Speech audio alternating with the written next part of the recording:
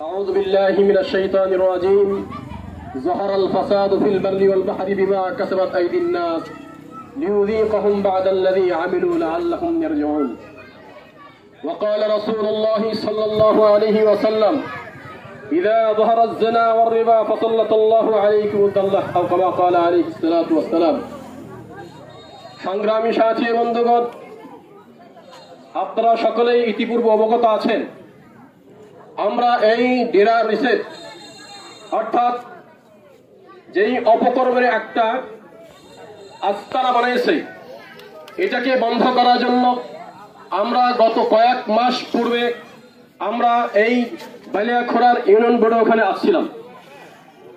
আমরা যে বিষয়ে অবগত হয়েছি সেটা হলো আজকে এই ডেরা কর্তৃক মালিকদের পক্ষ থেকে এই মানিকগঞ্জের পবিত্র ভূমি বালিয়াখোড়া এটাকে কলুষিত করা হচ্ছে এবং এই বালিয়াখোড়া জনগণকে তারা বিভিন্ন প্রকারের জুলুম চালিয়ে যাচ্ছে। এই দেশের সরল মানা সাধারণ খেটে খাওয়া মানুষদের জমি প্রতারণার নামে ছলছত্রণা দিয়ে তাদেরকে ধোঁকা দিয়ে যেখানে কল্যাণকর কাজ করা হবে, এখানে মিল ফ্যাক্টরি করা হবে, তোমাদেরকে এখানে চাকরি দেওয়া হবে, তোমাদের দেশের উন্নতি হবে, এইরকম ভাবে তাদেরকে ধোঁকা দিয়ে তাদের জায়গাকে দখল করে এরকম হয়েছে যে অনেক অনেক ভাইদের জায়গা দখল করে জোরপূর্বকভাবে তারা দখল করে তারা একে শোষণ করে যাচ্ছে। আমরা এটাও অবগত হতে পারছি যে এখানে একটা গোরস্থান যেখানে আপনার মুসলমানদের দিকে সমাহিত করা হয়, এই গোরস্থানকে তারা দখল করে এখানে গরু গাধা অর্থাৎ হরিণের আস্তাবল বানিয়েছে। কি বলেন ঠিক দেবে?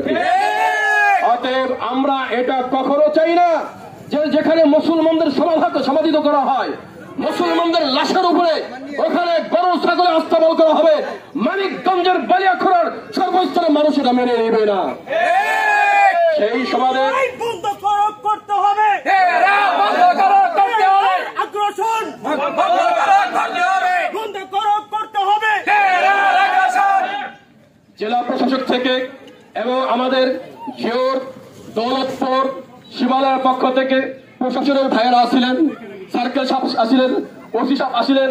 ওনারা বললেন যে তাহলে আপনারা আমাদের সাথে মত বিনিময় করেন, যদি আপনাদের দাবি সত্যতা প্রমাণ হয় তাহলে আমরা অবশ্যই এটা উপরে জানাবো, মন্ত্রণালয়ে জানাবো এবং মন্ত্রণালয় থেকে যদি